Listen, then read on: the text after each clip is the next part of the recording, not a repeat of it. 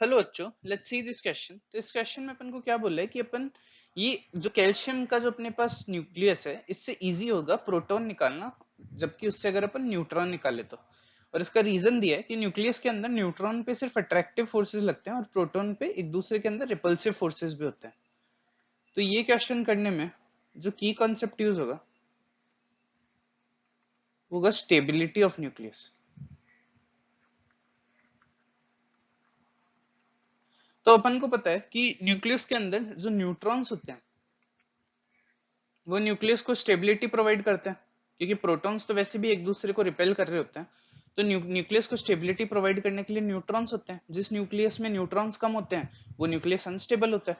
तो इसने बोला है कि it's easy to remove proton than neutron. तो ये करेक्ट है, क्योंकि प्रोटॉन रिमूव करेंगे तो स्टेबिलिटी इंक्रीज होगी और न्यूट्रॉन रिमूव करेंगे तो स्टेबिलिटी डिक्रीज होगी।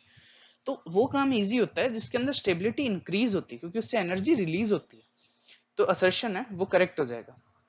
अब रीजन क्या दिया है कि inside nucleus neutrons are acted on only by attractive forces. ये भी करेक्ट है। न्यूक्लियस के अंदर जो न्यूट्रॉन्स प्रेजेंट होते हैं उन पे सिर्फ अट्रैक्टिव फोर्सेस लगता है एक दूसरे के बीच में। लेकिन जो प्रोटॉन्स होते हैं वो एक दूसरे के बीच में रिपल्सिव फोर्सेस भी लगाते हैं, सेम चार्ज होने की वजह से। तो इनको होल्ड करने के लिए वैसे तो न्यूट्रॉन्स होते हैं। तो ये भी करेक्ट है।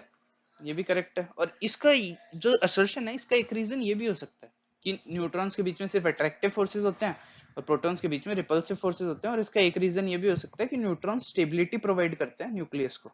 तो दोनों रीजन हो सकते हैं। तो ये रीजन है, ये रीजन असर्शन का हो सकता है। तो इसका आंसर हो जाएगा 1। मतलब both assertion and reason are correct statements and reason is the correct explanation of assertion. So the final answer is 1. Hope you understand it well. Best of luck.